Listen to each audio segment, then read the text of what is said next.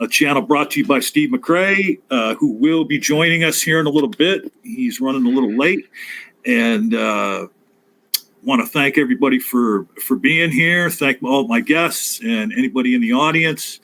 We're going to talk about Hong Kong tonight, but first we are going to interview the owners of a new YouTube channel. And welcome to Misha Griffith, Socka account, Nick Soutter, and Ansgar Odinson. And we're going to be talking for the first few minutes to Nick and Ansgar about their new channel, In Time, which just started a few weeks ago.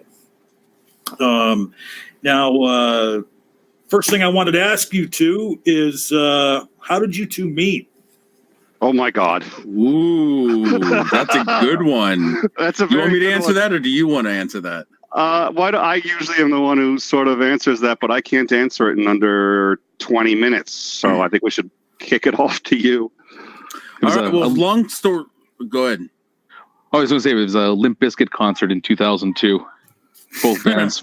How did Socka know? Well, okay. So here's the real answer, though. It's actually a really good one. I was having an internet argument, as one does sometimes on Twitter, and somebody got very upset, as one does sometimes on Twitter, and I started getting accused of being an abuser and abusing my wife, and they could just tell from the way I answered things on Twitter.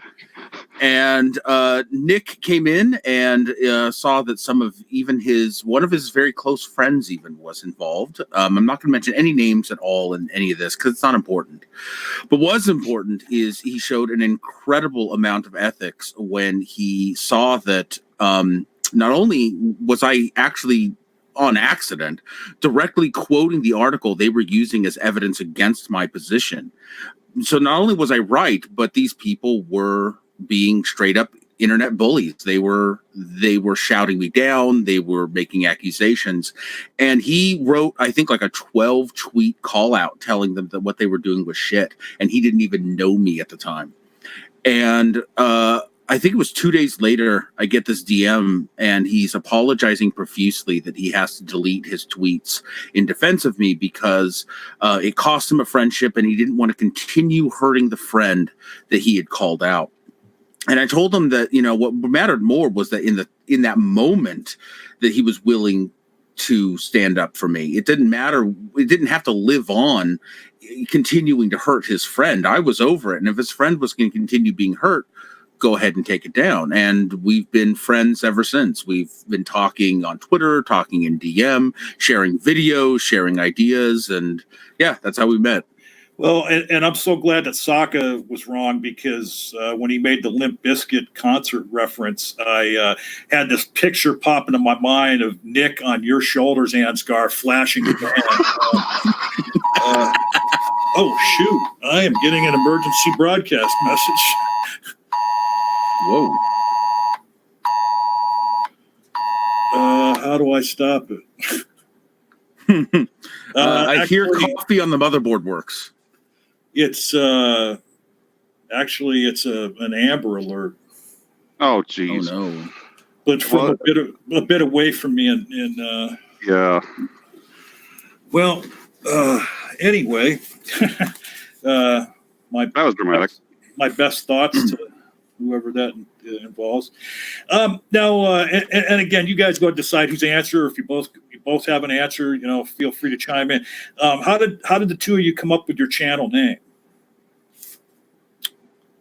I remember what it was. We had decided first kind of on an aesthetic, actually. And Nick was the one that said, what about In Time? And it just kind of stuck. And we said, we'll let that one ride unless somebody comes up with something better, and none of us did. So yeah, here we are, In Time. I didn't think he'd go for it, and I'm not sure that he did necessarily per se. It was sort of like, okay, that's the working title, and that was better than calling it working title, which I'm glad we didn't stick with that one. So I mean, so essentially, Ansgar wrote the music and you wrote the lyrics, as far as your for almost every part of it. Believe it, for almost every part of it. There's there's no part of this that one of us has not had a significant influence on.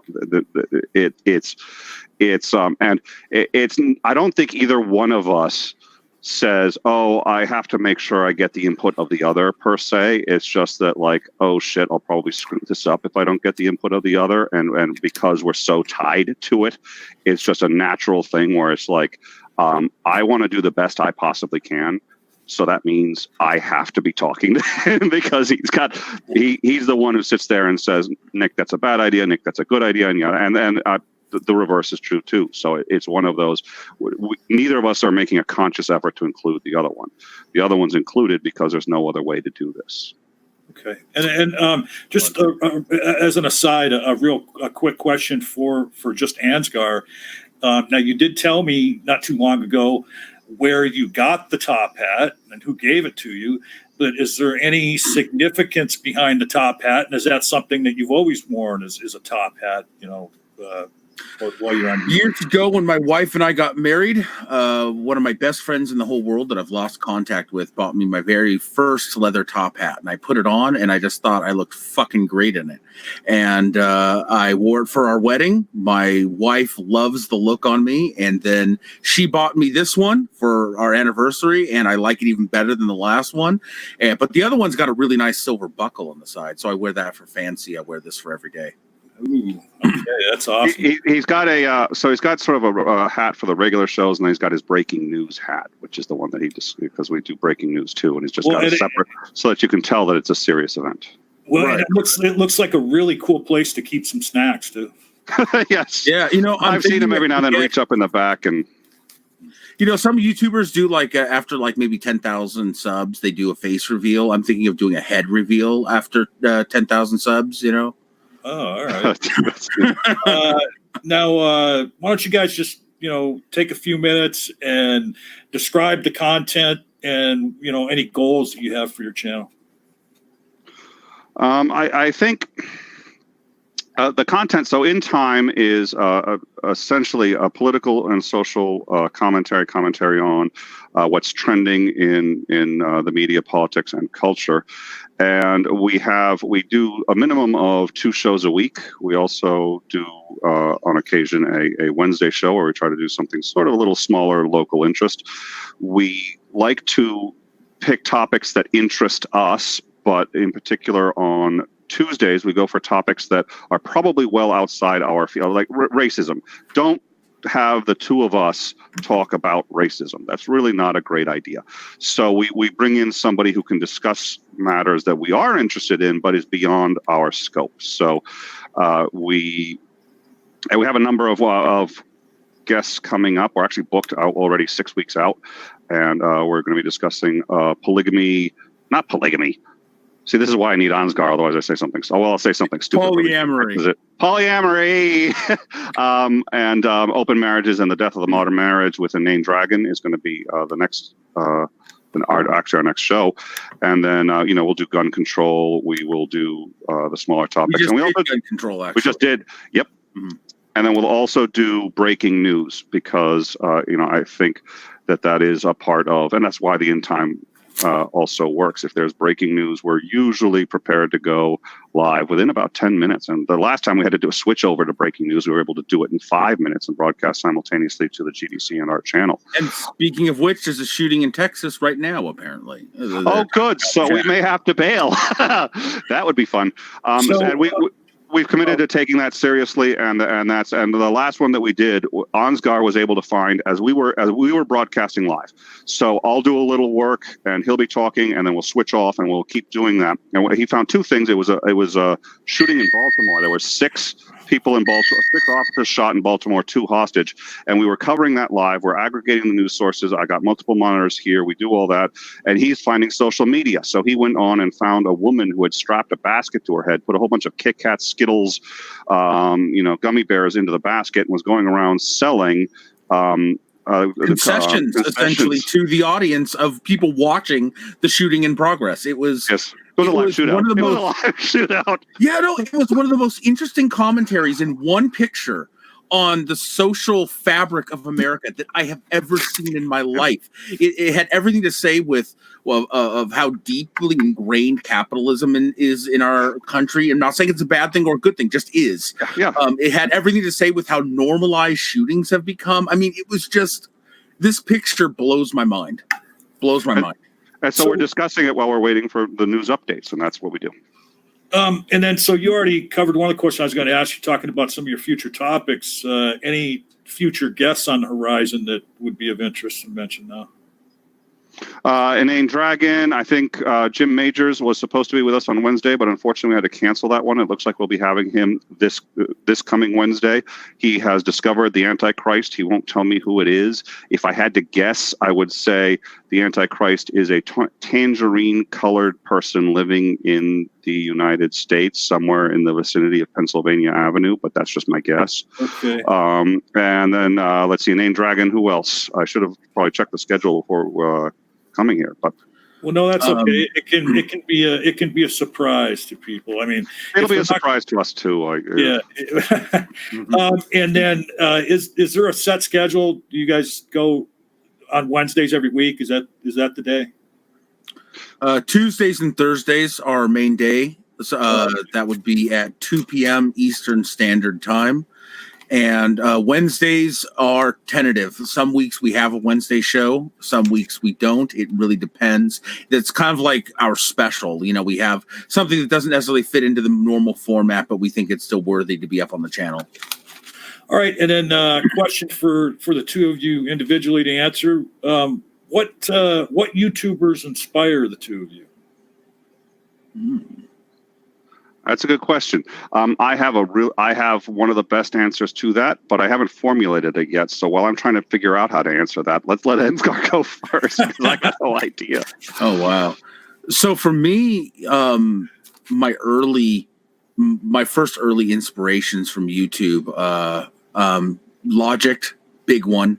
And no, that's not where I get the top hat, but I do really love watching Logic. Thunderfoot, King Crocoduck, amazing guys. And it's funny, it's because my content isn't anything like theirs at all.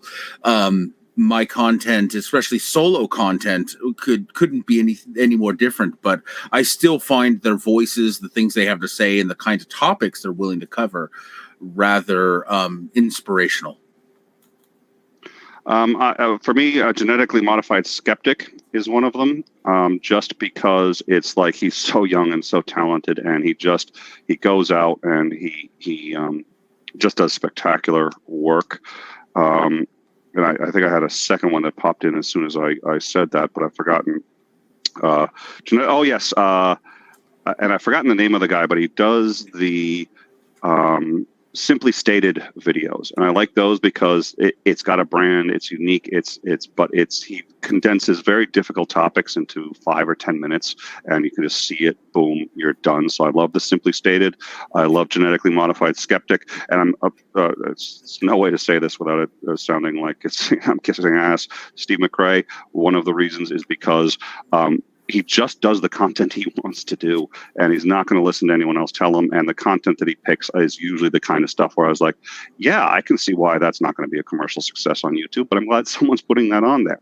And I wouldn't necessarily, there's controversy around that is not what I would want to do, and I don't think he wants to either, but I do like what he's trying to do and what he thinks about and how he does it. Well, speaking of Steve, I just got a DM from him a moment ago, and he said he will try to join in a few minutes. He's busy at the moment, but he's hoping to be here in a few minutes. So just real quick, any final thoughts from the two of you? Anything that we left out that they need to know about your channel? I'm gonna go into the live chat and put a couple links of the channel up every now and then. And you know what? I hope you guys will go and give it a shot. I think a lot of people have been enjoying it. If you don't enjoy it, don't sub. If you do, sub. Stick around. And Misha or Socka, do you have any questions for the two of them before we move on? Just that we've been enjoying their show a lot. Oh, thank you very much. And who did the cool graphics? Thank you. Thank you. They are awesome. Ansgar has been kicking ass on the graphics, and there's a lot of just subtle detail there that's just been insane. I adore steampunk, so it's like, how cool is that? Yeah. You just made a new friend for life. You did. Anything you want to say, Socka? I don't think anyone wanted to hear what he had to say anyway. This is mutually. This works for everybody. I think this is he might be dealing with something at home. Okay, so that's In Time, Tuesdays and Thursdays at 2 p.m. Eastern. We will get all their information in a pinned comment after this post as a video, and be looking for Wednesdays, which is an intermittent type thing. So best thing to do is to go over there right now and sub to their channel and turn that bell on, and then you'll never miss anything. So, all right, we're going to move on now to the topic of discussion for tonight, which is Hong Kong and we lost Socka. Hong Kong and the U.S. role in Hong Kong, and any other ancillary topics. And what I'm going to do is, this topic idea came to us from Ansgar and Nick. So there we go. We got the Socka back. So I'm going to just throw it to Nick and to Ansgar for a few minutes to frame the conversation. And then from there, we'll let Dr. Griffith give us a little historical context or any other information that she's brought with her. And then we can all just, jump on in after that. We'll let Socka, have some time after Dr. Misha gets done, and then we'll all just free for all there. So go ahead, Ansgar and Nick. All right. Well, okay. So I think this is a phenomenally complicated issue, and I think you can't understand what's going on in Hong Kong without first understanding Taiwan. And there's a number of reasons for that. And so let's start with Taiwan. China has 26 provinces, if I recall correctly. Taiwan is considered by them a breakaway. Well, they consider it just a regular part of the province. Some people consider it a breakaway province. Technically, we consider it a part of China. They want their independence. They want to leave China. China will not allow this, and that needs to be understood. And I've heard people that say, well, we should really support them in their independence fully, openly, and let them. This will never happen. China will not allow it. The reason why is because there are a lot of provinces that don't want to be a part of China. There are 13 provinces that are quasi-semi actively thinking about revolt. If one succeeds, the others will follow. Mm-hmm. They're waiting to see what happens with Taiwan. So, and if 13 provinces fail, and by the way, obviously, these are going to be the provinces that are most successful, have the most economic money flowing through them, not in all cases, but in many cases. And if China loses those, China will probably go under. There will be no more China as we know it anymore. And that happens if Taiwan is successful. So please believe me when I tell you, Taiwan will not be allowed to. They will engage in full military action and kill everybody in Taiwan if that's what it takes to keep it from seceding. So now they don't want to do that. The reason they don't want to do that is because that would be a huge humanitarian crisis. The backlash against them would be staggering across every political and social platform on the planet. They know that. And we do a very good job of trying to make sure that that's still the consequences of it. They will pay those consequences if they have to, but boy, do they not want to. So what you have is a stalemate where we really can't encourage Taiwan to full out secede. In fact, we have to try to encourage them not to, for their own sake. But and China's doing everything they can to stop it. But they won't cross the line into violence unless they have to. But for people who sit there and say they wouldn't actually do it because of the backlash, they would, because it's an existential threat. Mm-hmm. So what's happening now is it's kind of a stalemate. And as time passes, Taiwan is successfully getting further and further and further from China and is successful in getting closer to secession. We basically treat them as if they've seceded. We tell China, and our official policy is a one-nation policy. Taiwan is China. They are indistinguishable, period, done. Now let's sell them weapons and make our own independent contracts with them, completely ignoring China. We treat them as if they're their own country. We act as if they're their own country. But if we are ever asked by anyone, it's one China. This is why when Trump took the phone call from the Taiwanese president, it was such a staggering deal, and he very nearly just got Taiwan wiped off the face of the planet. And China was really good about it, and they're like, we think he wants to reconsider whether he's going to say he took that call. And the reason is because the president of the United States doesn't take calls from just anyone. He doesn't take calls from just anyone. If he took the call from the president of Taiwan, that's recognizing that he's the president of Taiwan, which is recognizing that Taiwan has a president, which is recognizing that they're not part of China. Now, he didn't have any of the understanding of, and this isn't just dump on Trump, because this gets into the issue as we get on later. But the reality is that it's a very nuanced policy, and that policy, if we stick with it, will lead to them being fully seceding. But it has to happen, and China doesn't want it to happen. And they will, if it can be done in a way that looks like it didn't really happen, China won't be happy, but they'll allow it because the alternative is too much for them. But if it can't be done that way, they'll destroy Taiwan. So that's where we are. And as time passes, Taiwan gets closer and closer and closer. With any luck, 20, 25 years from now, they'll have seceded. Hong Kong has ended up being roughly the same situation in reverse.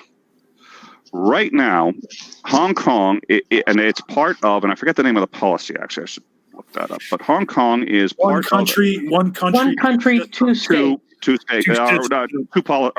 policies, one, I'm going to look it up now that we, Two governments, one right country. here. Yeah. One country, two systems. yeah, okay, there you go. Systems, yeah, they're not going to say government. Yep. That's going too far. But it is, in fact, another government because they have their own judicial structure, their own legislative structure, they're their own country in every measure of the word. But on paper, they're part of China. Mm-hmm. Now, we have to recognize that. Everyone else has to recognize that. But the funny thing is, when we sell stuff overseas, when we export things, we have huge things that we will not export to China. Anything that could be used as a military weapon, any supercomputing components, stuff like that could give them a technological advantage. We won't give that to China. We'll give it to Hong Kong. We will have this trading, and this has to be recertified, I think, every year that they are still independent from China. And as long as they are, we'll keep trading. Now, that certification has, over the last, and let's see, in 2015, it was said that the one country, two systems model is sufficient to justify continuing to treat them as their own country, and one that we can send sensitive materials to. That was 2015, 2016. The report said the concern has raised concerns of greater central government influence eroding Hong Kong's autonomy. 2017, it got worse. 2018, in most areas, there's still the autonomy, but they're losing it. 2019, the autonomy has significantly diminished. And what's happening here is China is essentially doing to us with Hong Kong what we're doing to them in Taiwan, which is they are slowly but surely taking Hong Kong. They want Hong Kong. Hong Kong, like I think it was $1 trillion, it's got to be more than $1 trillion, goes through there in trade every single year. It is a huge economic hub. They want it. They want it badly. And they don't like the fact that the culture of Hong Kong seeps into the culture of China because it gives the Chinese bad ideas. They don't like that. That's another reason why Taiwan has been having more success. Taiwan is an island. There is a physical barrier between the cultural, social, political, economic, and especially military influence. Yeah, of course they do military exercises, but they don't have to deal with the military right on the border, constant presence of people with guns saying, you get out of line, you're going to die. So China is using the fact that Hong Kong is part of the mainland to be able to exert extra force on Hong Kong to slowly but surely undermine this process. They're doing the same thing that we're doing in Taiwan, which is no single step is sufficient to say that they violated any treaties, violated the spirit of this agreement, or of the other 1992 agreement, I think, that we'll touch on later, that says that will each respect their autonomy. Will both countries pull up? They violated it, and they're intending to, and they're going to continue to violate it. So what do we do? Yes. Okay. No, I'm sorry. Go ahead. Almost done. Sorry, I don't mean to bore anyone. What do we do? The problem is this is a situation we can't go in militarily because it's China, and we recognize that it's China. So that's a serious problem. We can't use soft power because the soft power would be we're gonna do tariffs on them or something like that. There's a problem. We're already in a trade war. We can't escalate it any further. It's already basically to the max. The other thing is this is actually the TPP, the Trans-Pacific Partnership, was built to stop this and to protect our intellectual property rights. This was seen coming. The reason the TPP would have done this is because when China does something that nobody likes, 16 countries around the Trans-Pacific Partnership would be required to sanction China as one country. Mm-hmm. We can't do that. And we lost that because Trump looked at it and correctly assessed that this isn't a great trade deal. It wasn't supposed to be a trade deal. It is illegal for this country to create military alliances against China. So we created a trade alliance that could operate as a military alliance against China, or an economic. We're not allowed to create an economic alliance either against China. This was that, but in a circuitous route. When he canceled that, we lost all of our soft power to try to stop something like this, which was seen coming. This was going to happen. Mm-hmm. So now we don't have the soft power. We can't use hard power, and we are stuck with, they are slowly but surely taking Hong Kong for themselves. I don't know how we engage in that. I got a few ideas. Ansgar is going to have even more, but that's my take on the problem and why it's so difficult. And Ansgar, what do you want to add to what he said? So the first thing I want to say, I want to address really quick somebody in the chat saying Hong Kong citizens are Han. They are part of Chinese people. Simple as that. Yeah, I'm sorry, but borders don't get drawn up on racial lines. I don't give a fuck what they are, black, white, Han, whatever. Their rights to autonomy and to freedom have nothing to do with what genetic background they come from. So let's just throw that out right now. Okay, but I'm not going to come at this from a practical standpoint. I'm not going to come at this from a pragmatic standpoint. I am not a necessarily a rule of law guy when it comes to this kind of thing. What I see is a bunch of people who want their freedom, who are being stepped on, who are crying out for help from the free world, particularly America. And I wonder what it looks like when we do nothing, other than we don't want to lose to what it looks like to me, what it looks like to many even around the world, is that America is only going to get involved and help people who desperately want that help if it is going to be financially advantageous to us. And I get that there are serious diplomatic issues, and I get that China we don't want necessarily to go to war with China. It's a huge country with a lot of strong military power, but simply doing nothing does not seem like an option. Simply saying it's difficult, we can't, it just does not seem like a viable option to me either. There has to be something between going in with tanks and planes and not. And to be quite honest, I'm the kind of guy that in this one instance, am willing to say, send in the fucking tanks. I don't like the idea of war, but if there was ever a justified use of power, it's protecting people's freedom who desperately want that freedom. But if you send in the tanks, won't there be that one guy that stands in front of them? I'm sure there will be. I'm sure Nick can be the first. How did you drag my ass into this? That way we don't have to listen to you monologue about soft power again. Okay, that is a fair point. That is a legit fair point. That ran longer than I expected, and my apologies. And on that point, it seemed like you said, on one hand, that Trump did the right thing, but then a few minutes later, you elucidated on why it was the wrong thing. So, he recognized that it was a bad trade deal. It was a bad trade. Well, it was an okay trade deal. If you're looking for a good trade deal, this wasn't it. It was okay.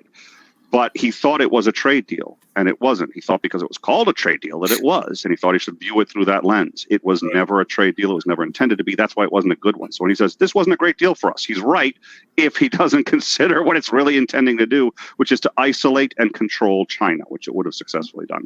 And Ansgar, we kind of cut you off there. Go. No, I think I was mostly done. I mean, there's only so long I can pontificate on moral outrage. Yeah, and plus, No, there isn't. You need help. I will teach you. I will be your. Well, I will teach you. You are the Yoda of pontification. So let's let Misha get in for a couple minutes and share with us some of the information she brought. And then I want to get to Socka because I have a sneaking suspicion in my mind that perhaps Socka has been to Hong Kong. I don't know that, but he may have because he's in the Navy and travels around the world, so he may. Well, and I have a sneaking suspicion he's going to have an opinion on this. Oh yeah, when I told him that's what I think. He definitely said that was a very interesting topic. So go ahead, Misha. The floor is yours for the next few minutes. Sure, it's hard to know how far to go back. Always a historical problem. If you want to talk about Hong Kong and why it's independent, you have to talk about the two Opium Wars and China resisting Great Britain trying to force their way into China, turning China into a trading partner. They were looking more to colonize it than to turn it into a trading partner. And China was having none of that. China, during the late 18th, early 19th century under the Qing dynasty, had watched what had happened in India, and they didn't want any part of it. They wanted to remain independent. However, Great Britain wanted to force its way in. Through the opium trade, the Triangle Opium Trade, they were able to get China to finally confront them with a real war. And those were the two Opium Wars. And through the peace negotiations of these two wars in the 19th century, Great Britain was able to force China to concede to give them certain ports. And Hong Kong was one of those ports. So it was kind of an independent colony of Great Britain that China had as kind of a zoned off area so that the British weren't actually walking on Chinese soil, that they were parking their boats, taking the stuff, and leaving. Japan had done some of the same sort of situation with the Dutch. The city of Nagasaki was one of these ports that they only allowed the Dutch to go into, and the various other traders. So when Great Britain got China, they turned it into something of an imperial colony. They created its own government. They had a 99-year lease from the Qing dynasty to say that Hong Kong was property of Great Britain, and it stayed property of Great Britain, of course, until 1997. But China changed. China changed in a big way, going from the Qing dynasty into the Republic period of Sun Yat-sen from 1912 until 1937, when Japan came in and occupied China, changing its government at that point, setting up the Manchukuo government, which was a colonized, oppressive nature sort of government. And then after World War II, the United States and Great Britain had backed the Republicans, Sun Yat-sen and the nationalists. And the communist government of the Soviet Union backed Mao Zedong. And of course, there was a 4-year civil war between Mao Zedong and the communists and the nationalist forces. Mao Zedong wins in 1949, and the nationalists are forced onto Taiwan. This is how Chinese get onto Taiwan, because the island of Taiwan was a completely different group. They were Chinese descent, but they considered themselves Taiwanese. So the nationalists come in, and they had gotten the money and the weapons, and they set up their own government, to the dismay of the people who were already on Taiwan. So they suffered quite a bit. Anyway, so the Communist Party of China takes over. For the first few years, until 1964, they were essentially a client state of the Soviet Union. That changes after 64, and they go a different route. So there's a split between China and the Soviet Union. Mao is still in charge. He's in charge from 1949 until close to, I think, 76, 78. And we've got Nixon going to China and all that, because China had been very closed off. After Mao's death, we see a real change in China that brings in a market-based system under the communist umbrella. And the Western economists said this could not possibly work. You must have democracy to go along with capitalism. And China was one of the earliest countries that was able to say, no, authoritarianism works very nicely with capitalism. Thank you very much. Authoritarian capitalism is a thing that starts up in the 1990s. And of course, now we see Vladimir Putin and Russia as an authoritarian capitalist system, and China, of course, as an authoritarian capitalist system. In fact, it works a lot better than democracy, because with democracy, you have to respect individual rights. And with authoritarian dictatorship, you don't have to do that. You just basically say, we're building here. Everybody move, and everybody has to move. So China breaks the mold. What is happening in Hong Kong at this time is that the British are moving back further and further and further, not considering it a colony so much as a trading partner. Hong Kong's economy blossoms, absolutely blossoms, because of where it is, because of British investment, because of all the things that is happening around it. They have the 5th largest stock market in the world.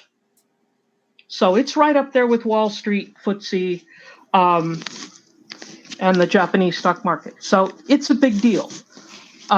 When Great Britain handed it back at the end of 99 years, there was a feeling that, oh my gosh, everything's going to go away. But of course, that's when you get the one country, two systems. And so Hong Kong has always celebrated, well, not always, but since the British took over, they had a sense of being independent, democratic. And what is happening with this extradition treaty that they're fighting is that they're saying, look, we're afraid this is the straw that's going to break the camel's back. This is what's going to push the Chinese to actually take over Hong Kong. So it's a tightrope. And going about it heavy-handed is very scary. We can use 1989 as an example, both in China and with the Beijing, the Tiananmen Square, and with what happened in Eastern Europe. But I've talked enough, so I want to hear Socka and what everyone else has to say about that. I just wanted to bring in some historical background. Well, thank you very much. And I want to commend the rest of the panel, because I think this might be a record for Socka has been in a hangout for like about 45 minutes, and we haven't heard from him yet. So, Socka, was I right? Have you been to Hong Kong in your travels in the Navy? Yes. As well as I've also been to Taipei as well. I'm going to interrupt for 1 second. Ansgar, you've got a DM? Oh, okay. Yeah, and I answered it. Thank you. Go ahead, Socka. What do you have to add to this conversation? I mean, we're not. I don't think that we fully got to the. Well, I mean, there's a lot of the historical context there that we've kind of gotten into, which is good. I think that maybe one of the things that the last thing we should probably cover is where Hong Kong is at right now in regards to their relationship with China and the right to their own autonomy as a country. Because this is something that's also a product of the I can't remember what was it, the Sino something, the treaty or whatever they did back in '97 there, where the one country two system government, this is only a temporary thing as well. By 2047, Hong Kong's supposed to be kind of fully acclimated under Chinese law or under the Chinese government. So that this is something that's inevitably coming, with Hong Kong. One of the problems that people have right now is that, there are obviously emotional people that want, in Hong Kong, they want their own autonomy. And what they feel is that a lot of the stuff, like the current protest has to do with what they feel is China currently overstepping their bounds, which came in most recently in the case of a bunch of new laws that had to be passed, that the Chinese government wanted to be passed regarding extradition. Yeah, those laws that were being passed by Carrie Lam, the prime minister, she was trying to force through the extradition policy because of a murder that had happened, and China wanted to try the murderer, and it's a huge blow up because of that idea of taking people out of Hong Kong. A lot of the people who are protesting in Hong Kong are worried that, this week they're going to extradite murderers, but what about political dissenters? Are those going to come under this extradition treaty? What about people who are religious? Are they going to come under this extradition treaty? So there's more to it than just the legal situation of one person who killed somebody. Yeah, so one of the problems is that the China's, Dr. Griffith was saying, it has always been very authoritarian in their politics, but it's actually become more so, especially within the last 20 years. With the onset of oh, sorry, what was that? No, yes, it has. Yes, yeah. I was agreeing, and yeah. Yeah, with the especially with the internet, the access to information that the average person can get is huge, and information is a big enemy to the Chinese government in their viewpoint. So this is where you see, especially since the onset of the internet becoming extremely popular and extremely worldwide, that a lot of efforts have been taken to stop the spreading of dissenting information. And not just the current political forces in China, but also the previous ones since I guess probably the mid '90s have been actively working for this. And so the thing within China is that they don't take political opposition lightly. Just to put it, people sit there and say, Nick, you've got a gift for understatement. You need to get Socka and I in a room together. And yeah, they don't take it at all. Pretty much, yeah. To the point that there's constant concerns about what happened to this political party. Well, they just kind of disappeared overnight in the middle of the night. That type of problems, and so there's a great fear now that comes in that if they pass these laws, these extradition laws, what's to stop people that are pushing a pro-democracy viewpoint in Hong Kong from being extradited? And Hong Kong's been pretty good early on. Hong Kong's pretty good early on with kind of maintaining its own kind of autonomy through its own kind of government now. But in modern times, the Hong Kong government has shifted now into pretty much being mouthpieces for the overarching Chinese government. So like that's like one of the big pushbacks that came from the protesters in Hong Kong is that they want that autonomy back. They want their government to represent them, to stand up for them, and they don't feel like they're getting that. And these dissenting opinions, like after these extradition laws come in, what happens to these people? So that's a big issue as well. But the like I said, the other part of this is that this is a temporary fix right now. Like part of this entire agreement is that it doesn't really matter what happens right now. 2047 rolls around, and in another 28 years, and there's no discussion on this anymore. That just that was the agreement. China has them back. So the anything that it becomes a really hard issue to support, because now if you want to support something like Hong Kong independence, you're actively working now against an agreed upon the deal that has already been worked out and settled between the Hong Kong and between the Chinese and the British. And where does the question now is like the topic is should the U.S. intervene in this? Well, how can you? Like, where can we intervene in a situation like this? And I think that's an interesting topic, because I think that this is not really an American issue. Well, it could be if they violate their 1992 deal that said that Hong Kong would be recognized as separate and they wouldn't act against Hong Kong. But that was only if we keep up our end of the deal, and we're not allowed to defend Hong Kong on anybody else's behalf because Hong Kong belongs to China. So unless China overtly breaks it, we have no real way of justifying going in. And I'm concerned because China has a population of about 1 billion. And recently what they've been doing is, and this is the other scary thing, which has gone unnoticed that I can tell by the news, and nobody's really commented on this. If you talk to anyone in the U.S. military, actively in the U.S. military, what they'll tell you is the military is very concerned about China, because China has, as they've been as you pointed out, the president of China is a really consolidated power, and he's now made himself almost an emperor. I mean, he can't really be removed from office. He's got this position for life now. The laws are being completely rewritten. China is also, for the last, I think, 20 years, their military, especially since the end of the Cold War, their military has been geared towards an offensive use, and towards having the ability to attack and occupy another country.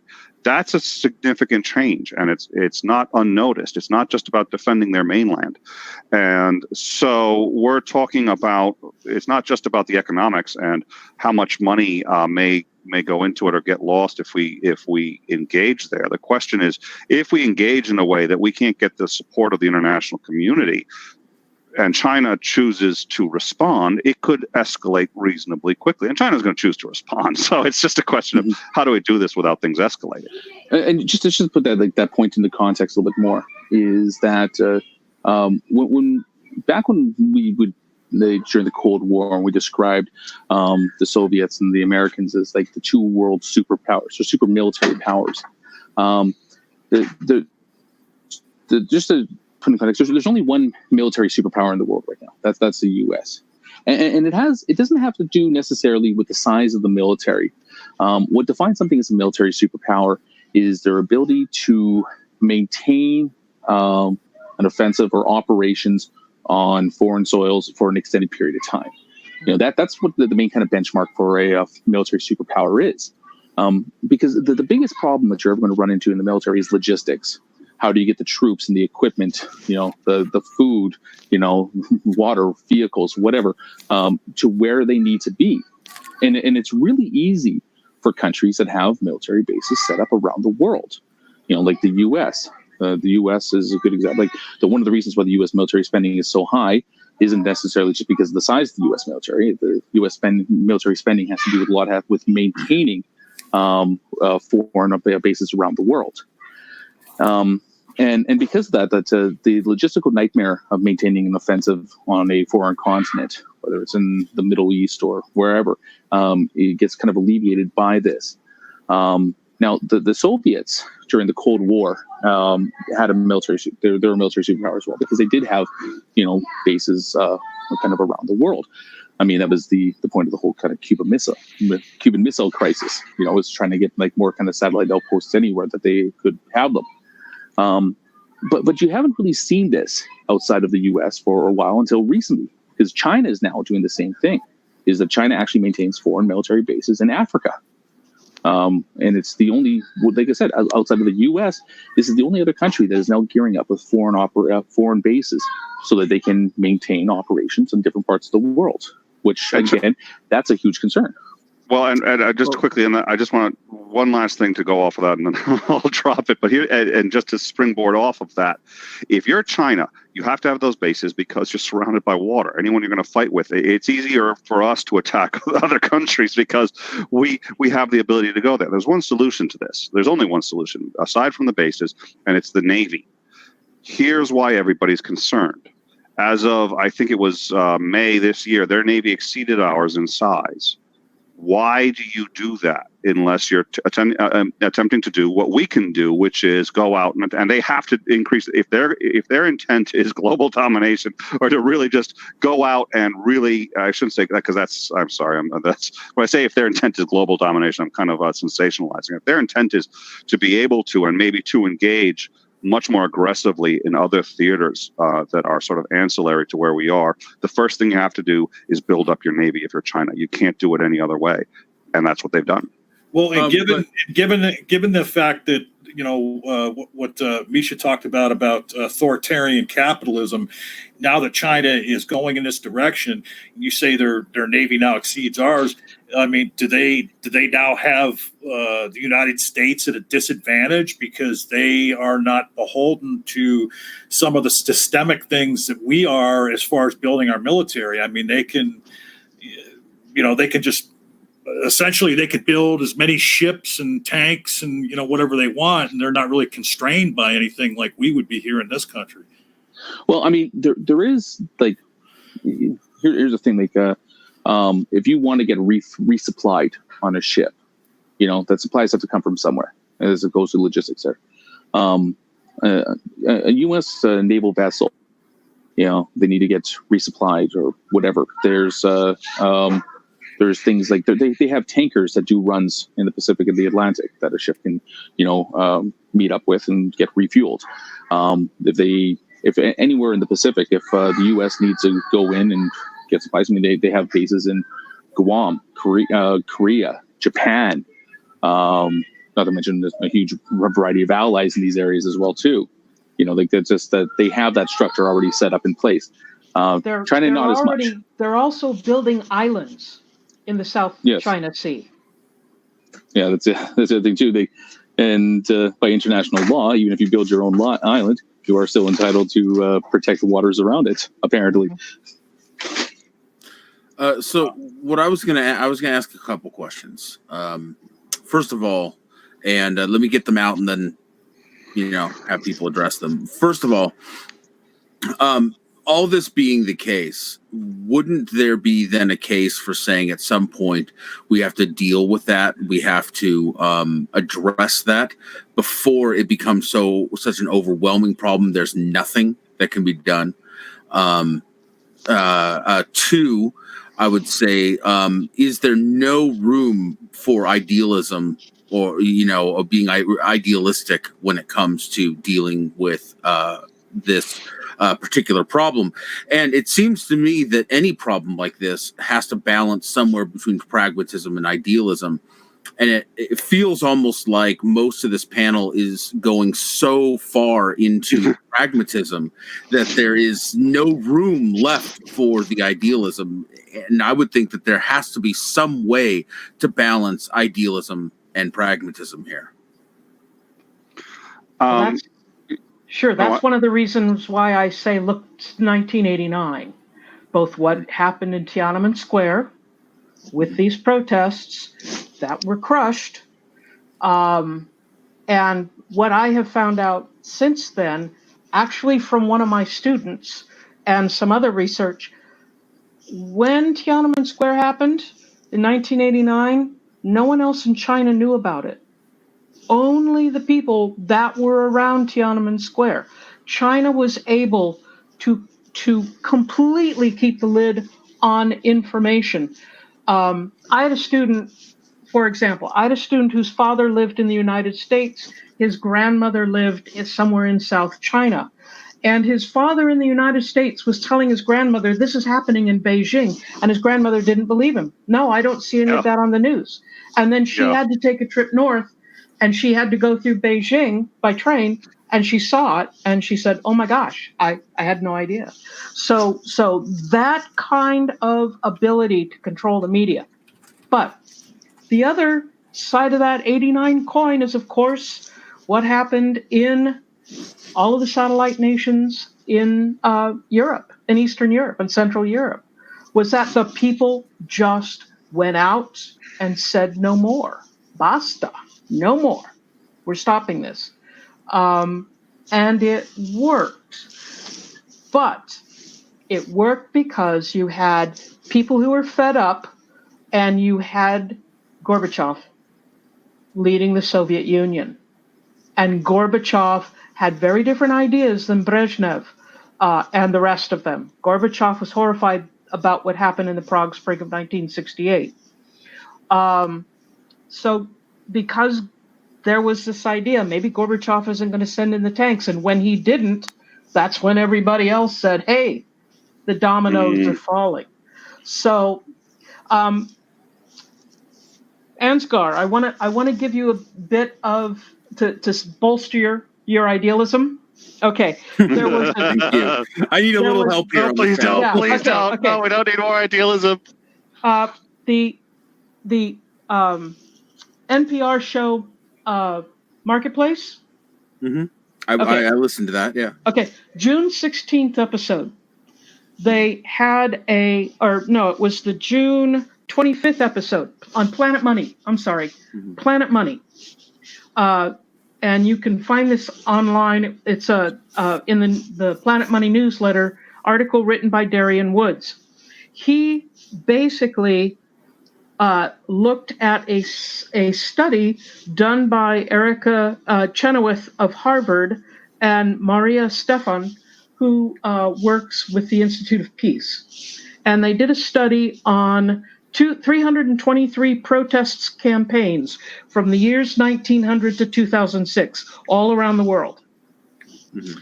And they said nonviolent protests were successful 53% of the time, as opposed to violent ones being successful 26% of the time. Wow. So that's a big difference. Number one. Number two, you're making him more idealistic. I know. Please, Misha, why are you even here? Do you realize what you're doing to me? Hey, here's one more. Love you. They found that if more than 3.5% of the population of the country was involved in the protest, that's 3.5%, is all they needed to tip the balance. Mm-hmm. As far as nonviolent protest. Wow. That's not much. The 2 million people who hit the streets on June 16th in Hong Kong, the 2 million people, that represents 30% of the population. Wow. Wow. So there's definitely something to be leveraged here. Mm-hmm. In a big way. So how do we leverage that? What exactly do we do to get the international community so pissed off that China realizes that, everyone's pissed off? I'm going to interrupt for a second. I think Misha's going to have a much better answer than I, but I want to quickly go back to that was the TPP, actually. It was part of presidents who understand soft power really understand it, are finding ways to use soft power. We cannot engage. We could. It would be catastrophic for the planet if we engage China militarily. I mean, the loss in human life, if we do something that could start to escalate a true engagement against China, is stunning. So it's all soft power. We have been losing soft power at an incredible rate because we're not funding our we're not funding our spot. Part of this is spies too, going in and understanding what's happening in China and what the culture is and how many people really want to get out somehow and trying to figure out how to bolster that. Part of it is diplomats. A huge part is diplomats. A huge part is taking, and as our soft power goes down, China has noticed and is leveraging that to increase theirs. And that's going to make it harder for us to get our community as they say, hey, the U.S. doesn't want to lead in economics. It doesn't want to lead NATO. It doesn't want to lead China. Do you guys want to lead? What can you do for us? And China's like, oh, we can do lots. Can I ask a question? So, but you say, what can we do, where the world is pissed off at China. But I mean, like Socka said, in 2042, China's going to take Hong Kong, and given China's move towards imperialism, their move towards increasing their military, their move to establishing bases around the world.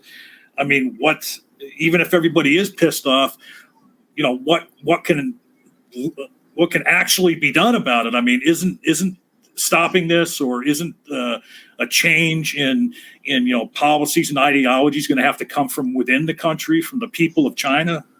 Well, I'll tell you, one of the greatest advantages that an authoritarian regime has over, most democratically elected ones is time.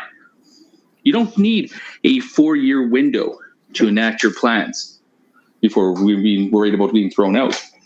I'm actually, at this point in time, just kind of like one of the reasons why it's not surprising that the Chinese military hasn't rolled into Hong Kong with the entire PLA right now is because they don't need to. Yep. Yes. They have all the time in the world. But as for what could actually get people moving, getting people concerned? Well, honestly, I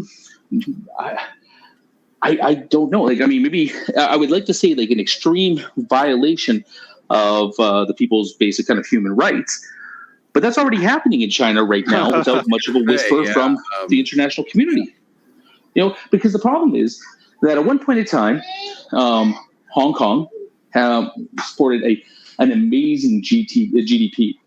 It's upwards of this small little city state of 7-8 million people produced 25% of the GDP of China. But that's not the case anymore. The Chinese industry has boomed. They've been extremely profitable in the last 20 years, and that now compared to Hong Kong, China. I think Hong Kong's GDP now is maybe 6 or 7% of China's. So as an economic strong power, as a trade power, China, there's more interest in to taking China's side. Even with the trade war with China right now that Trump's having, they're still making money off this. I mean, China with this trade war, I think that their GDP grew in 2019 by I think it was close to 7%, which is lower than it has been in years before. But compare that to any other country out there, it's still huge. It's 7% increase in your GDP. China is not in a position right now where they have to be worried about anything. They unfortunately they have all the power in this game. Yeah. Well, that's 2 points. So that's why I brought up Taiwan, because time is on our side in Taiwan. Taiwan will be free with enough time. If nobody screws it up, it will be free. But the reverse is true here, where Hong Kong will be theirs on enough time if they don't screw it up. But this gets back again into soft power, and here's why. The reason we got the economic boom of the 90s, one of the reasons was cheap oil. One of the reasons we had cheap oil was because we were we were selling, but we were selling weapons to the Royal House of Soutter. And we were selling a great many weapons, and those weapons are used by the Royal House of Saud to brutally oppress their people. This is a dictatorship. We say we oppose dictatorships, but when they have veto power on OPEC, which determines the price of oil, all of a sudden we don't have much of a problem with it anymore. I just want to say, I feel like you're bolstering my point here. I am. I am. I'll get to it, but I wanted to. But the point is about soft power and why we don't go in directly and why we have to take a strategy that is kind of circuitous to this. But this is what we've been doing, and it caused problems. A lot of people, but nobody in the news really sat down and thought about why 18 of the 19 hijackers were from Saudi Arabia. They're not very happy with us, and it has less to do with many of the things that the people think our freedom in part.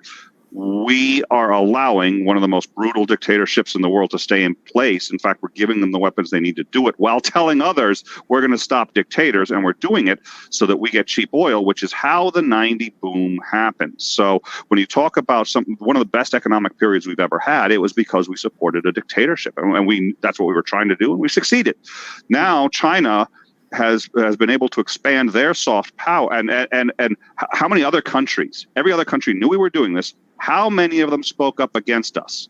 Almost none. And the reason is because we're the United States. And if we decide that we don't like you and we start moving the economy against you, you're going to get wiped out. So everyone's like, oh, we didn't see that shit. So now that's what's happening with China, which has been like a pariah because we have left a vacuum.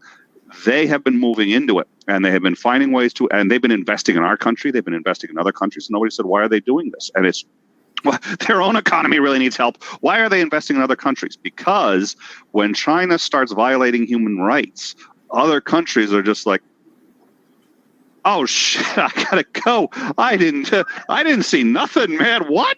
And that's exactly my point. This is why, in my mind, the way when I approach a situation like this, I'm like, okay, I want to be completely humanitarian. I want to just go in, help people, and damn the consequences. And that's kind of how I've lived my life. It's why I've actually been in cuffs for protesting, in what I consider inhumane laws and things like that. Humanitarian first, damn the consequences. In fact, in something like this, I'm like, okay, here's my position. We go in and we help them. And this is my plan until you can give me a better one. Well, a more pragmatic one that works. Wait. No, You've been arrested? Can I have that done on command? Like just have somebody come by, arrest you, take you away in cuffs, and He I don't think he gave the plan yet. Did you? No, my plan is if we have to.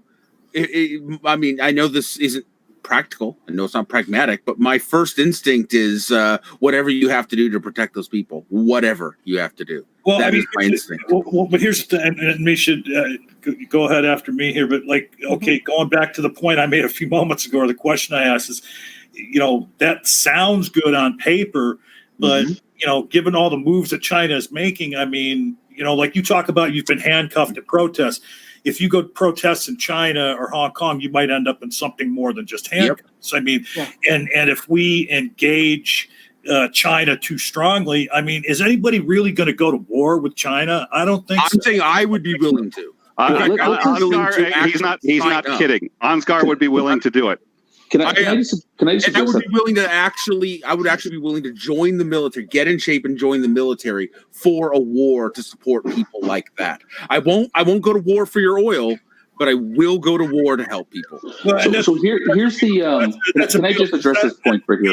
Yeah, you can. I was just trying to put a pin on what he said. I said it's a beautiful point, but that you made, Ansgar. But I don't know how pragmatic it is. Go ahead, Socka. It isn't at all. Not even. So this is the issue with that. Okay, is that war is a tricky thing. It's really hard to do properly. I mean, you'd think that you go in there and you help the people of Hong Kong, or you help whatever people you think that your intervention is going to help. But the war doesn't just stop there. That's the problem. I realize that. Let me just hold on, Ansgar. Let him finish his point. Okay. So for example, even with something like Operation Iraqi Freedom, the conflict part of that was over pretty quickly. There were skirmishes afterwards, but the main conflict part was pretty easy. But then afterwards, well, now you have to support and be part of the rebuilding project. Okay, you can't just go in and cut out the problem and then just like, okay, guys, there you go. See you guys later. Good luck. Right. There is a commitment that's required after the fact as well. So you think of something like a conflict in Hong Kong. Okay, A conflict in Hong Kong, first off, would completely collapse the Hong Kong economy. This is not an economy that's built on industry or trade. This is a financial market. People are going to pull their money out the moment that there's a conflict within that area. Okay? Now, if they pull that money out of there, then there's no rebuilding from this. There's no rebuilding the industry and, as a manufacturing place to try to get people back in, to get the GDP of that country back up. A war in the streets of Hong Kong would bankrupt that country because the financial industry would be shot. And so at that point in time, do you know where most of the people of Hong Kong are going to go? China. Because that's going to be the strongest economy that's going to help them. Well, here's the thing. Okay, let me kind of paint a picture. First of all, I don't think that we should just abandon the matter. And then as soon as you're done responding to that, Misha's been trying to get in for a while. Go ahead, Ansgar. I was recently arguing with some people about the whole Trump impeachment thing, right? Pragmatically, just pure pragmatics, an impeachment process is unlikely to remove him from office and almost guaranteed to give him another term in office. However, idealistically, not going through an impeachment process legitimizes the kind of shit that we're trying to stop him from doing. So, idealistically, I'm falling on the same side with this. Not doing something, even if it's just a gesture. Now, my instinct is full on war, just fucking go for it. But idealistically, we have to at least put some kind of an official gesture, or we do absolutely legitimize the use of brutal force against people who just want to be able to fucking vote. Well, let Misha get in. She's been trying to get in for a few minutes. I just have to say, sure, another topic for another night. But I think I could make an idealistic argument for not impeaching Trump. But go ahead, Misha. Ooh. Okay, so think of your risk board. You've got the narrowness of the Straits of the Straits of Terra del Fuego, and the Panama Canal. If China establishes itself in shipping through the Pacific, through the Indian Ocean, and then up Africa to South America, Central America, that's all they need. Now, there is one market that they could move into very readily that would help them, and that's Russia. China does not have oil. China has very few natural resources, but Russia has got oil, natural gas, and mineral resources in spades. Now, my predecessors of Russia watchers, or Kremlin hands as they used to call them, would watch and see who is on the official VIP viewing area for the May 1st parade that goes through Moscow, through the Red Square. And recently it has been China. Russia and China together, both in authoritarian positions. China's the manufacturing powerhouse, and Putin has a free hand getting whatever oil he wants out of there. You would see an amazing bit of craft in turning those two countries into essentially two countries or one empire. It's going to be who's going to be on top will be the only question, essentially. Will it be a Russian on top, or will it be a Chinese person on top? Well, and if I could, we don't know. Russia can't sell their oil right now because they've been turned into such pariahs. So now they're incentivized to work with the Chinese is the other problem. They've got serious problems selling their oil because of the shit that they've done. And we have successfully gotten Europe to cut them off. In most cases, some countries just need the oil, so they're still buying it. And we're trying to get them to stop. But it's if you need it to live. Well, with global warming, guess where they can sail with those oil tankers? Over the top of Russia. that the Northeast Passage, as it would have been called, is going to be open. It is open now. You can sail it a certain 1 or 2 months out of the year, and it cuts down incredibly in terms of transportation time between the Atlantic and the Pacific. Now, to my mind, there is one wild card here that I think we are courting them heavily. Trump is courting them heavily, and maybe that's something he's doing right, as much as that pains me to say that, and that's India. India, with its billion people right there, manufacturing haven. All of these well-educated, English-speaking people who could create a new industrial revolution in India, and we would see it become a huge producer. In fact, probably put China to shame, because China's too busy worrying about how to keep a lid on our people.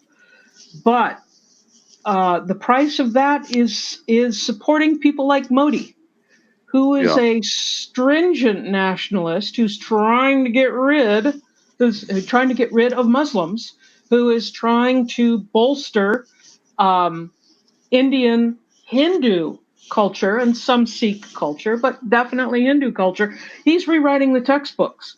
The history textbooks in India are writing out the entire Mughal Empire, the entire influence that the Muslims had in India for hundreds of years. So he's a scary figure, but that's who we're hitching our wagon to right now, seemingly. I'd like to ask you a question. Said directly to me real quick. Yeah. Maybe better to help those oppressed in the world with fights you can win before trying to help with fights where you're most likely to be lost. Here's the thing. Idealistic, loudmouth assholes like me get the pragmatic people, light a fire under pragmatic people's asses to do something. Yeah. Like, seriously, if there's enough people like me screaming, we need to do something, we need to do something, we need to do something, the people that have way better plans than me will actually try to come to some kind of a compromise that makes my loud mouth quieter. You know what I mean? More people will be satisfied. At least we're doing something. We're trying to help those people, kind of a thing. It's not that I really feel that if I'm loud enough, America's actually going to go to war. I just feel like there's a place for the idealistic voice to light a fire under more reasonable people's asses. I think that's an excellent. That's a beautiful distinction. I do want to ask Dr. Misha a question that's going to lean straight into your idealism, so I'm really hesitant to do it. But so it seems to me, because I was talking about the Royal House of Saud, what we've been doing there, which that fed into a lot of the problems we now have today. How we've worked with Russia or worked against Russia, and the sacrifices we made to our integrity to do that has fed into the power that they're so desperate now that they're going to feed into China. And now you brought up India, which I hadn't even thought of. And so here's a question. It sounds like we're preparing to make another deal with the devil because we feel like we have to, because that's how we're going to deal with this. But so far, it seems to me that most of the deals with the devil have also had significant consequences. So first of all, do you think that much of modern history and where we are, and this is slightly off topic, but I think it's apropos, do you think that a lot of the problems that we have today and the power that we've been giving, the power that those who oppose us have managed to attain as a result of us violating these values, how much of that is a circular system? And if it is, if we've been feeding this inadvertently because we respond to the consequences of one bad action by doing another one, at least morally, how does one break that, especially where you seem to have some statistics on this kind of thing? America doesn't break the cycle. When in 1956, the Hungarian people rose up against communists, we did nothing. 68, we did nothing. 89, we did nothing. I have read the CIA, the briefs that they gave to George H.W. Bush every morning, during 1989, and no one saw anything coming.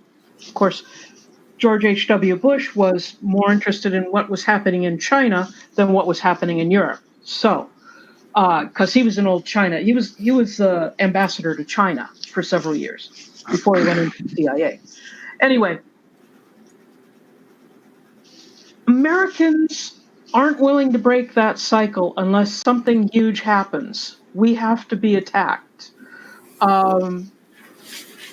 I don't see us doing anything altruistic. In '89, it worked out well in Europe, and it condemned people to death in China. Our inaction. 68, our inaction caused many deaths, but our action in Vietnam at the exact same time was just the opposite. 50,000 American soldiers and sailors and airmen dead. So we rarely break that cycle. We tend to go towards what's the safest and what's going to be the most efficient. And unfortunately, strongmen are efficient. And so too many times we have made that choice, much to our chagrin. Now it's coming back to bite us. The immigration that is happening, the refugees, and I'm not going to use the refugees coming from Central America.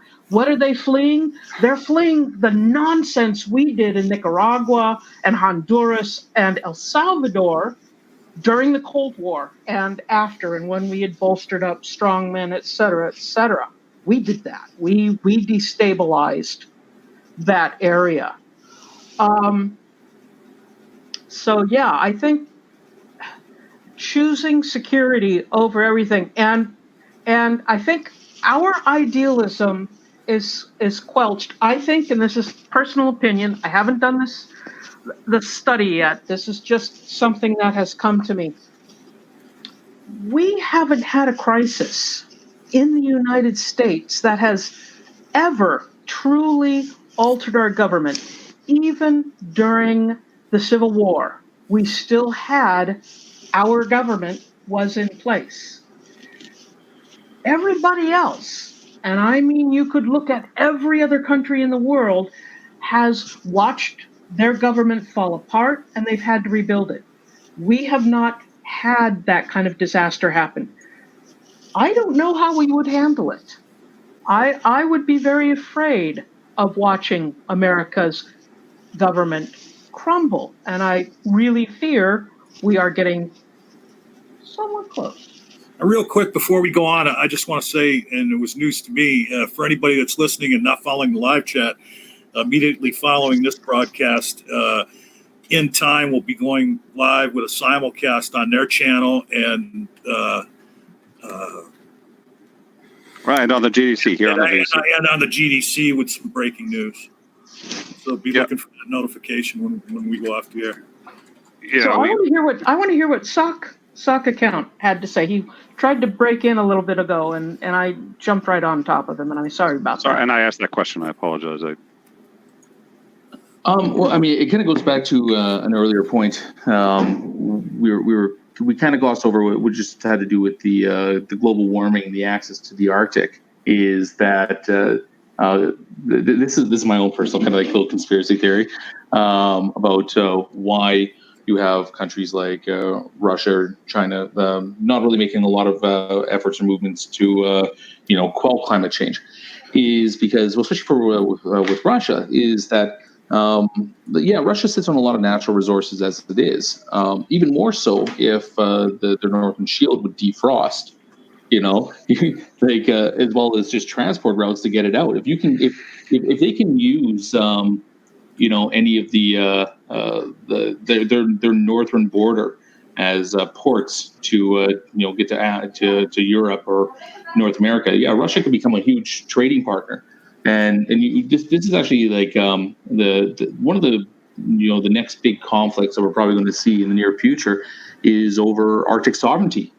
Who actually has control of routes and resources and stuff, and between Russia, Canada, and even China, moving up there. So like our Arctic sovereignty is going to be a huge deal coming up here in the near future. Also, we're seeing China not just building colonies in Africa. Have you guys heard of the new Silk Road? Yeah. Yeah. We're talking about a 10-lane freeway that goes from Beijing. They're thinking about taking it all the way to Turkey. Really? Yeah. And that would be outrageous. A highway system that they could truck stuff on. That blows my mind. I think that this kind of goes against Ansgar's point there a little bit, and unfortunately, it's the kind of like pee on the whole idealism thing. But we're living in a time where it's less about mutually assured destruction and more about mutually assured profit. And unfortunately, there's not a lot of profit in going against China right now for anything, for any reason, even if it's something that might end up being detrimental to us in the future. It doesn't matter. It generates profits and stuff in the meantime. So going back to Socka's point about Arctic sovereignty, what countries lay claim to the Arctic now? Well, right now, Canada, Denmark, and Russia are the three main players there. Although we use it as a highway for our submarine fleet, we're always underneath it. Because because there's no, people can confuse and forget the fact that there's no land there, so you can just, it's not land, it's water. It's just frozen water, so you can walk on it and build on it if you want to, and you can use it like land, but it's not. Huh. Yeah, very, very, very, very deep ice, but there is water underneath. Yep. Well, so at least it's deep ice for now. The good news is, hey, pretty soon we won't have to worry about who owns the land because it'll all be gone. So Misha, here's my question. Trump's asking about, can we buy Greenland? What the hell is that? Well, no. What people don't understand about that is it's complicated because I have no fucking clue. I wanted to ask Misha though. Let's say you were in charge of all this. You're let's say the president of the United States, right? Uh-huh. What do you do with this situation? What do you do with Hong Kong? What do you do with China? Honestly, I think this problem is far easier than taking care of problems like terrorism. Mm-hmm. Because terrorists don't want to make a profit, and terrorists don't want to go home for Christmas, which is something that is going to be a huge motivator for anyone in business or anyone who's got military in the field. Sure. And I think with those kind of leverages, I think you could honestly sit down and talk to these people. They will not in any way put up with Trump's nonsense.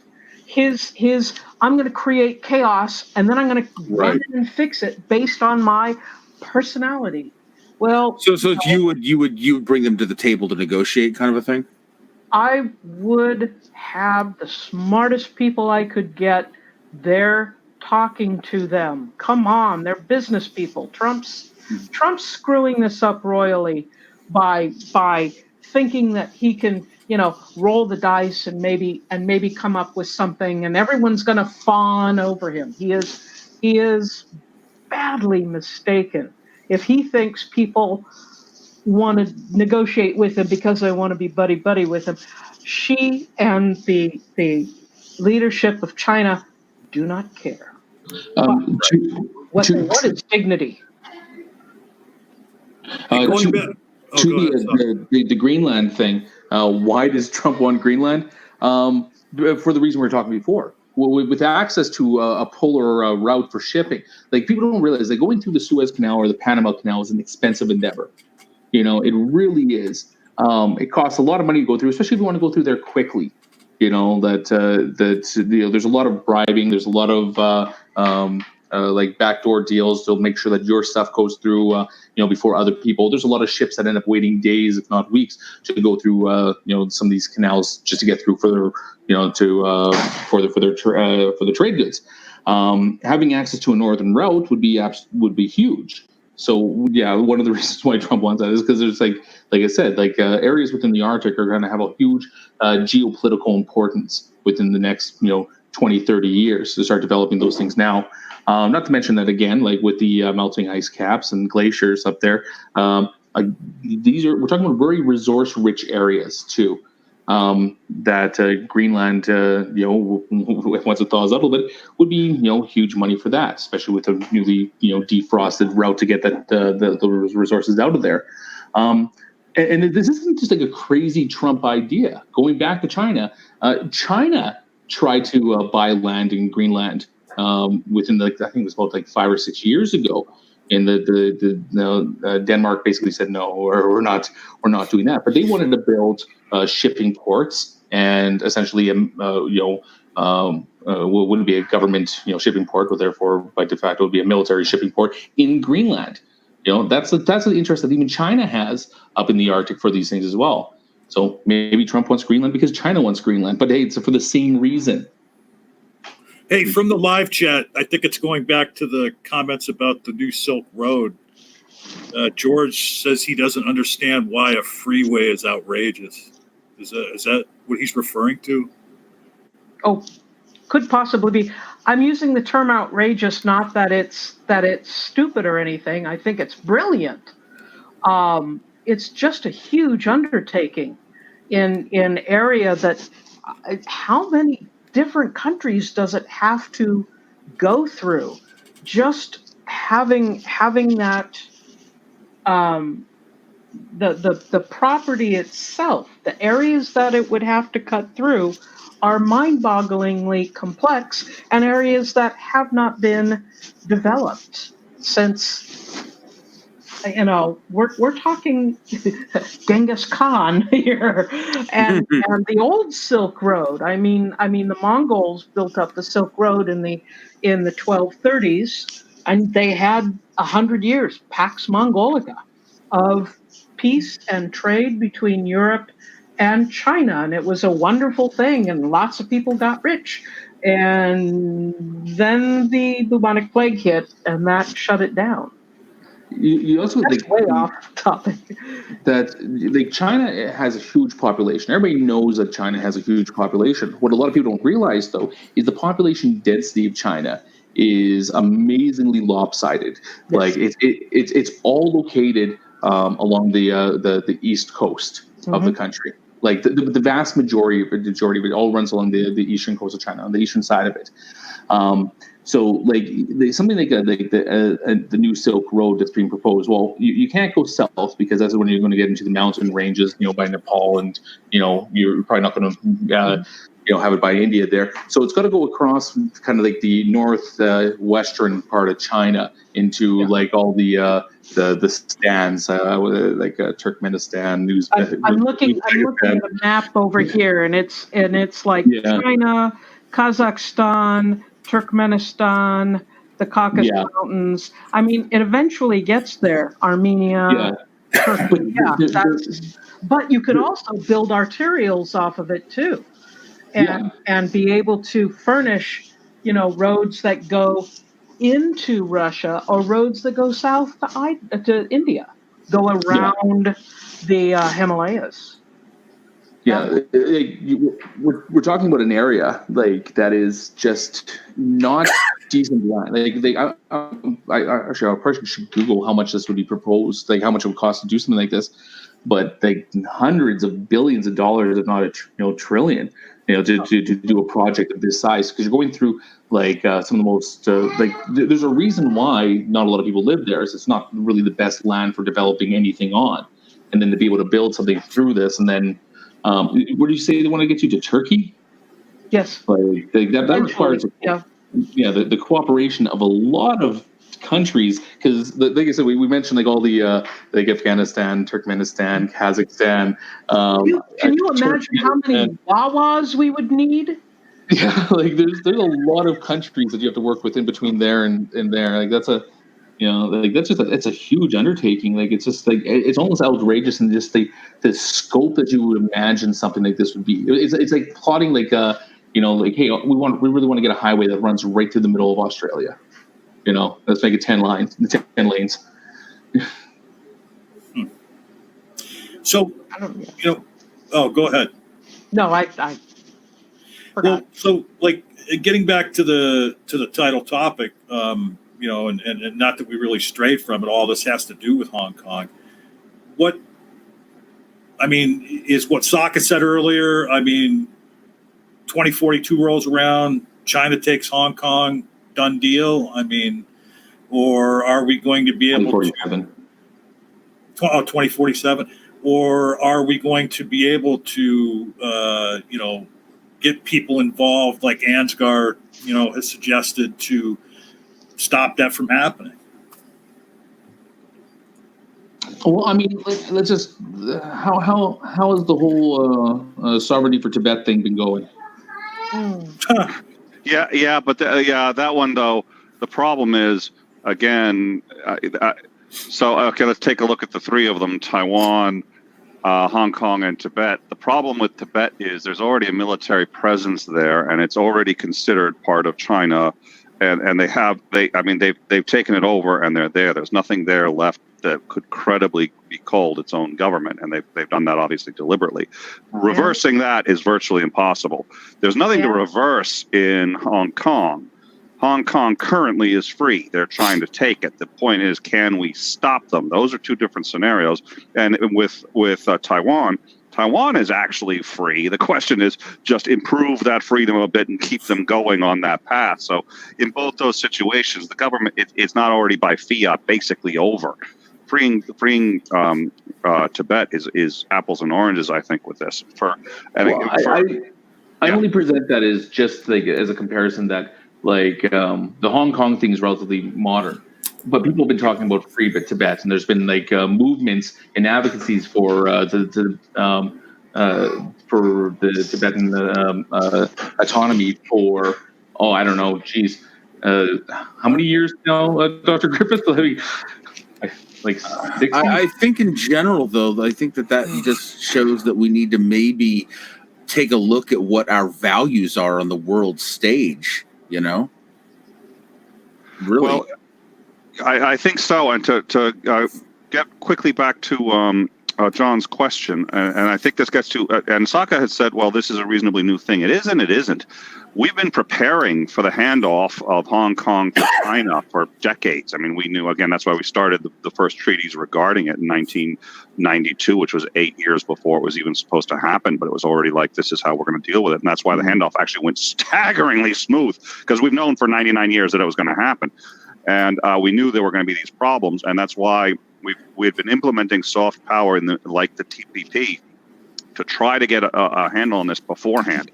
I think if we can stop undermining ourselves, and that is one problem with the American system. There are a lot of advantages, and there are reasons why we're able to be more flexible and fluid than some other countries in our response to things.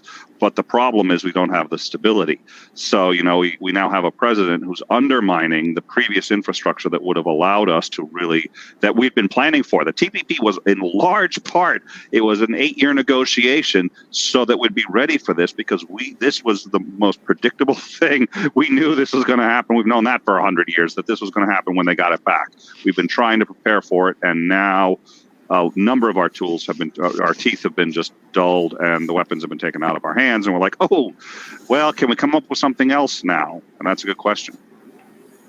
This is the I'm not sure if you guys would agree with this, but this is the dark side of something like globalization, where that you have this such investment in foreign powers, and Nick brought it up earlier, all the stuff that we did in the past with the Saudis, was a good example where we turn a blind eye to humanitarian concerns because, hey, there's a profit to be made. And this is the same thing. Like this is my problem with it is that but like for these people where we worry about like the globalization thing, where we push globalization to this point, where now all of a sudden that these people have such a seat at the table, in that we can no longer question what they're doing if it's going not to turn if it's going to impact our ability to make a profit in the future. Like the fate of the U.S. economy is so intertwined with the Chinese economy that really, what actions do you think could happen? Like the only way that you could really reverse from a position like this is to kind of step that back a little bit, and I mean, I'm not saying that you have to go take a form like a full kind of like nationalistic type platform, or anything like that, but you actually have to weigh the pros and cons over whether or not to what degree do we expand ourselves in this kind of globalist market now. Can we start manufacturing our iPhones in Bangladesh? I mean, that would get some people's attention, I think. Change how we make money. Yeah. Well, yeah, the exploitation of the rest of the world's poorest people that live so shitty that we wouldn't even put up with it in this country has been the foundation of our economic system for far too frickin' long. Yeah. Seriously. And it really enables us to other countries like China to hold us in a position where there's nothing we can frickin' do when they're doing something horrible. And I think that I don't know how to change that, but that seriously needs some changing. We want our tube socks. We want to buy a dozen tube socks. Yeah, our $5 per dozen tube socks. Yeah. Mm-hmm. I mean, we have to change ourselves. We would have to change ourselves as consumers. But at the same time, I just heard a report the other day. China's middle class, and they do have a middle class now, is 300 million people. Their middle class is the same population as our entire country. Something I don't understand about all this. So are you guys trying to say that Trump's trade war isn't hurting China right now? Well, no, nobody would say that. Like it's hurting it, but not to the degree that you think of. Like, how do you hurt a country that is slowly becoming one of that's already an economic superpower? Like I said, the trade war has managed to slow some of the growth of China's GDP, which has put it still higher than the vast majority of the countries out there in the world. Yeah. Well, but it's also going to raise our prices. Yes. At some point, our prices will raise sufficiently that the Fed will kick in to prevent inflation. And that would be kind of ironic that Trump's trade war creates that inflationary cycle that raises our interest rates. Well, right, and that's the mechanism by which China is being hurt, because these tariffs actually cause prices to increase, which lowers demand, and that's. And I'm not sure if Trump realizes he slapped a tariff on all these things. That doesn't mean China writes us a check. He really has no idea. He still hasn't figured it out. I think he really thinks China just writes us a check every month. Okay, if we want to do business in America, we've got to write them a check. I don't think he understands that basic financial problem. Strangely enough, as far as history is concerned, China has always been an economic problem.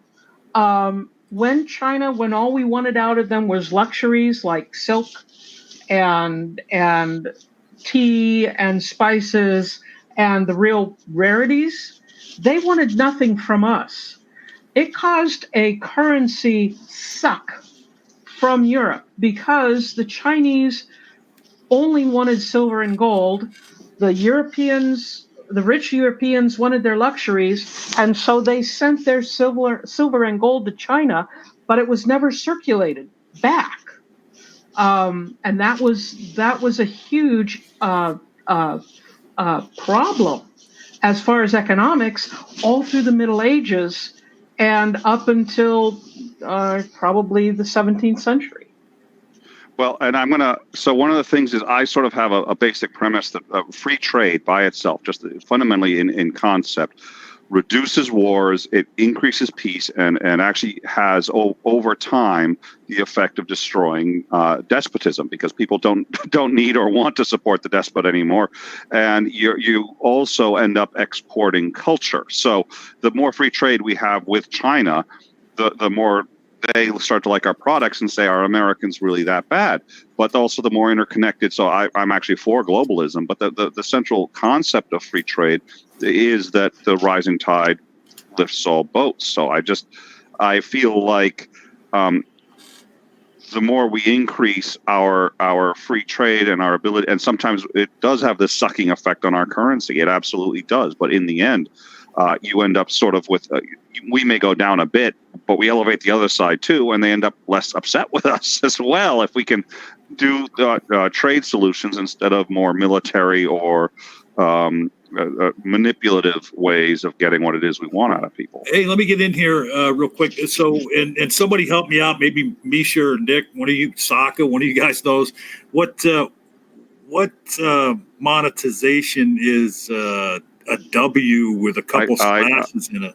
If I recall, I think it's a yen. What? Yeah, I think it's. No, I think it's a zloty. Or I'm sorry, I thought it was the Japanese, but I could be wrong. All right, well, whatever it was, they just said 10,000 of those from Quisa super chat. My apologies if I missed any other super chats, but for some reason in the StreamYard here, they don't colorize the super chats like they do on YouTube. Quisa says, I think the only option the U.S. or any other country has is to minimize the harm China does until they grow up and stop being an international thug. They're way too powerful to intervene against. I would to engage directly. I don't think we can. Okay, that's North Korean, actually. I think it's Korean money. It's about $8. Oh, it couldn't be North Korean. So yeah. Well, let's not scoff with his $8. Thank you, Quisa, for. I'm just saying 10,000. It's like I went to a casino once in Valparaiso, Chile, and I won like 25,000. And I thought, here comes my new car. Changed. Yeah. No, it was good for a meal. So I think we have to start wrapping this up. Nick and Ansgar are going to go live at the top of the hour or close to it as they can get. Yep. But before we give everybody their final word, I just want to ask Socka real quick. What was Hong Kong like when you visited there? Did you enjoy it? Was it did you get some shore time when you were there? Or? I'm always overwhelmed when I go to places like Singapore or Japan or Tokyo or Hong Kong, because it's just I feel like everything is just so efficient, everything is so efficiently laid out, and there's they just order everything, and it's what you hope maybe you'll be living like in 10 years. With some of the technology stuff, it's really interesting. But that's pretty much it. After a while, honestly, I think these places kind of meld together in my mind. So, and as long as you were speaking there, any final words or anything you want to tell people about, where to find you, or tell people not to look for you, or whatever it is you want to say? Don't look for me. If I need you, I'll find you. No, what would you expect from a Socka account? I'm on a shore visit right now. I'm gone again in a week and a bit, and I might be jumping into some more hangouts around Christmas time, and then that's about it. Yeah, so my schedule is pretty busy right now. There is one point that I wanted to address real quick. It was one of the guys in the external chat said that President Trump should send a carrier strike group to outside of Hong Kong and call any violence demonstrated by the PLA. will be considered open aggression against Hong Kong citizens in an act of war. The U.S. already does that. Like a lot of countries already do that. Patrolling around the South China Sea to carrier task groups in the area. It's not a secret. Like the U.S. keeps carrier task groups all over the place in kind of constant patrols and doing shit. Like I said, this is part of like the embargo and like the show of force. Like this stuff happens all the time, especially in that region. It is becoming, people are used to it now. These countries, it's just one of those things.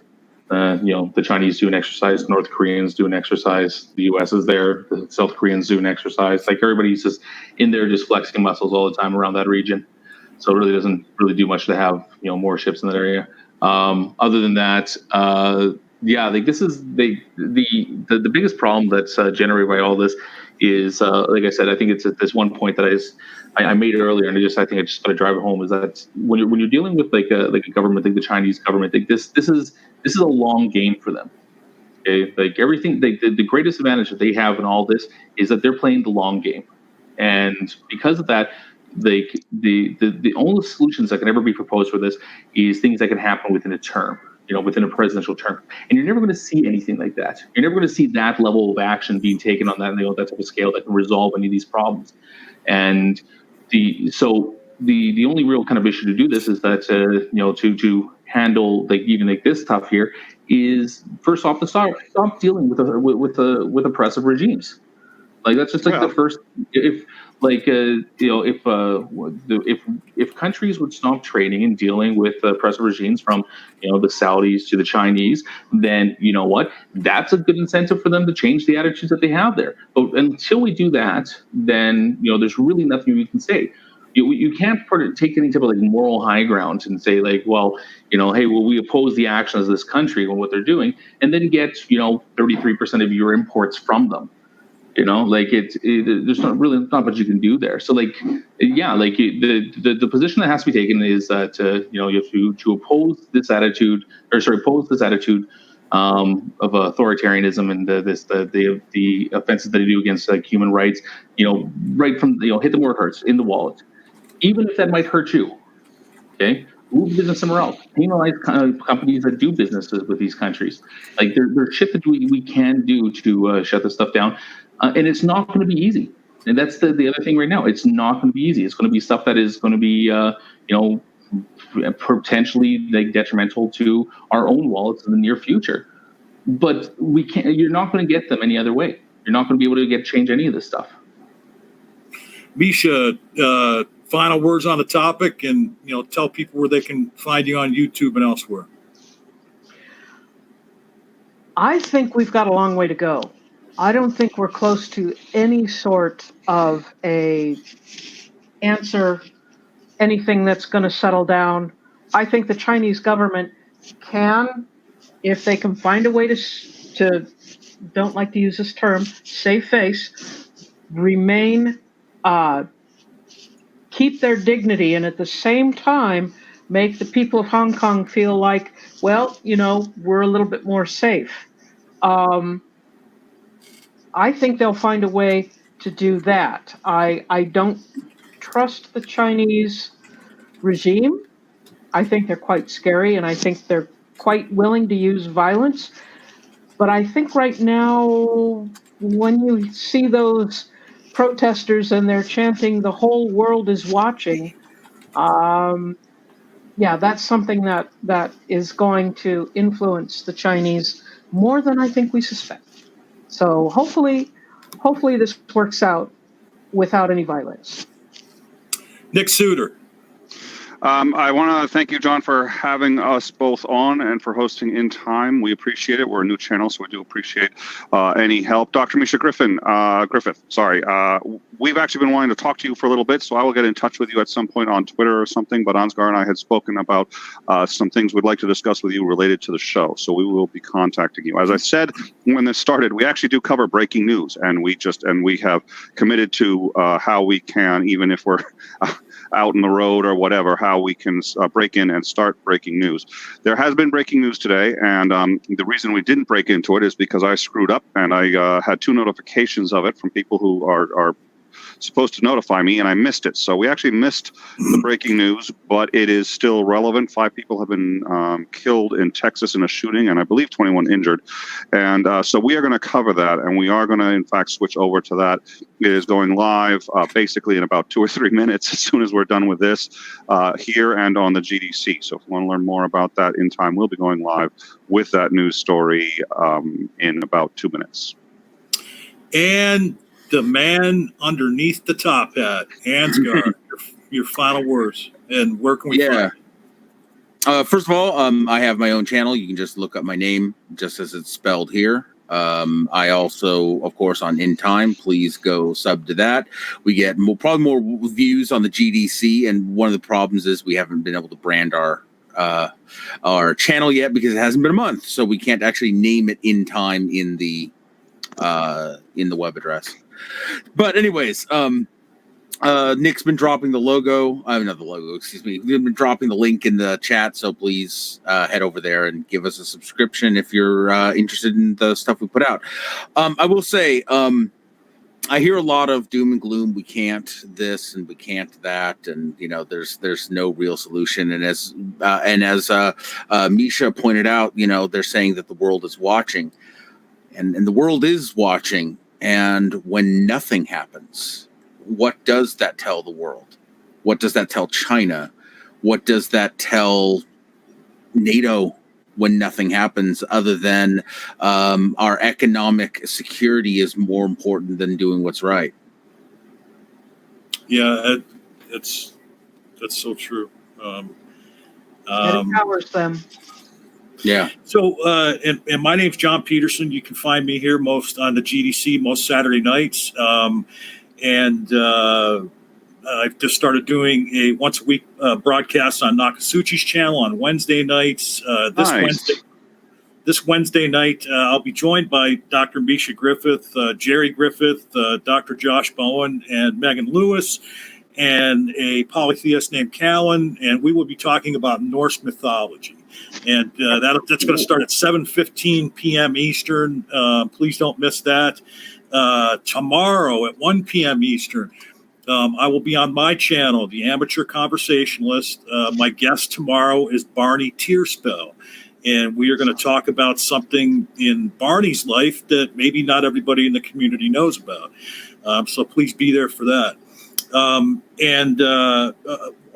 Once again, thank you to Quisa on behalf of Steve, for your super chat tonight. Thank you so much for that. I always try and end every broadcast with a quote, and I tried to find one about Hong Kong. I don't know how apropos this is to the conversation, but Hong Kong people say Hong Kong needs to preserve its uniqueness. I say Hong Kong's uniqueness is in its diversity, its tolerance of different cultures. China does not want to see Hong Kong in decline. I have full confidence in its future. Jack Ma. Good night. Oh, wow. Nice. Nice. Thank you.